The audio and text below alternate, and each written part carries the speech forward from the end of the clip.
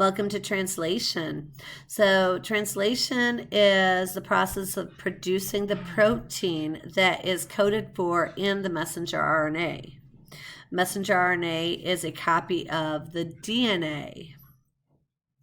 There are a lot of structures or components associated with translation.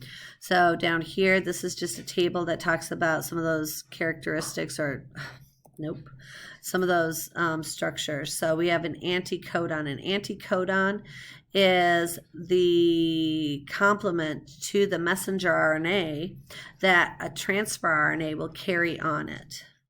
Then we have the messenger RNA, which you've already learned about. Messenger RNA is what carries the information of the DNA. A ribosome, these are the three types of RNA right there, is what produces the protein. Ribosomal RNA is what makes the ribosomes.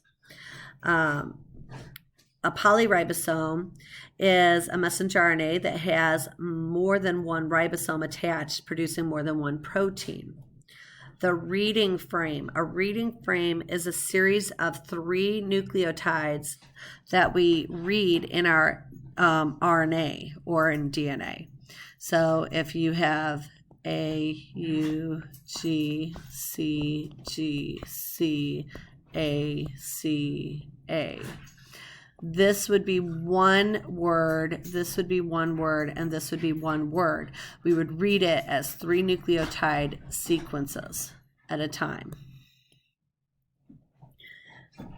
That's the reading frame.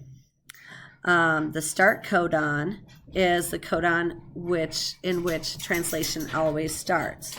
It is AUG. So AUG is your start codon, and AUG codes for methionine. So I'm going to write that right here. Methionine.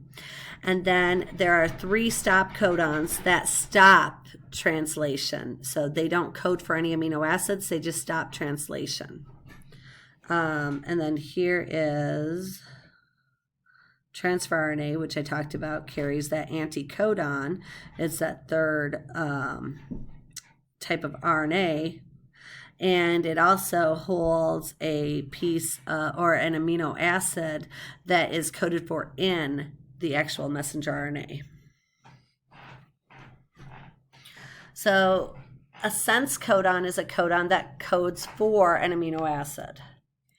There are 61 sense codons that code for specific amino acids. There are 20 amino acids. What this means is there are more than 1 codon per amino acid in general. You might have 2, 3, 4, sometimes even up to 6 codes that code for the same amino acid in general. Then there are 3 stop codons, and these are called nonsense codons. These are what terminate translation. The genetic code is then read 3 nucleotides at a time. That's that reading frame. So 3 nucleotides equals 1 codon. And the fact that more than 1 code can produce the same amino acid means that the genetic code has a redundancy to it. So I talked about the reading frame, and so here you can see a reading frame, AUG, GCA, UUG. So each of these codes for a specific amino acid. If the reading frame shifts, and so in this case, this A becomes part of a different amino acid, then UGG produces a totally different amino acid. And so the reading frame shifted and the series of amino acids shifts. So the reading frame is what determines the amino acid sequence. this is a codon table, and when we read a codon table, there are 3 letters in a codon. So the first letter is found here, and you can see UCAG. All 4 of the potential letters are there. Then the second letter up here, you can see UCAG again. So you have all 4 of the potential letters, and then over here you have that third, and again you have UCAG, UCAG.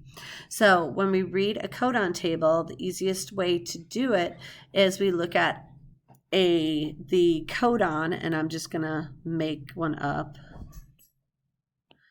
G, okay, A, C, okay, GAC. So the first letter is G. We're going to go down here and we see a G. So we know now that somewhere in this section is where we're going to be finding our GAC. We look up here, the second letter, there's that A. So we now know that somewhere in this section is where we're going to find GAC. So we know G, so it's got to be one of these 4, okay? So then we look at C. So we're down here, you have UCAG, there's the C. So we look over here and GAC is right there. GAC codes for aspartate. And that's how we read a codon table. It's very simple. And so if this was a codon in a messenger RNA, the transfer RNA molecule would look like this.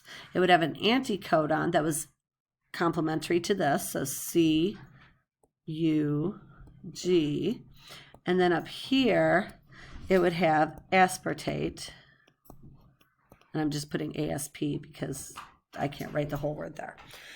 And it would bring the aspartate to that growing polypeptide for the protein. Okay. So the Wobble hypothesis states that the first 2 letters are the most important 2 letters, and that last space is not as important.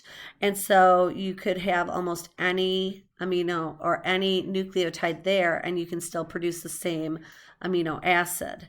This actually is one of the reasons why the codon table has degeneracy to it. That last codon or that last nucleotide is not as important. So we don't need a specific transfer RNA for each specific codon. We need specific transfer RNAs for specific amino acids. And this actually also decreases mutation rates, which is important. And so this is from a different textbook, but I like it, so I use it.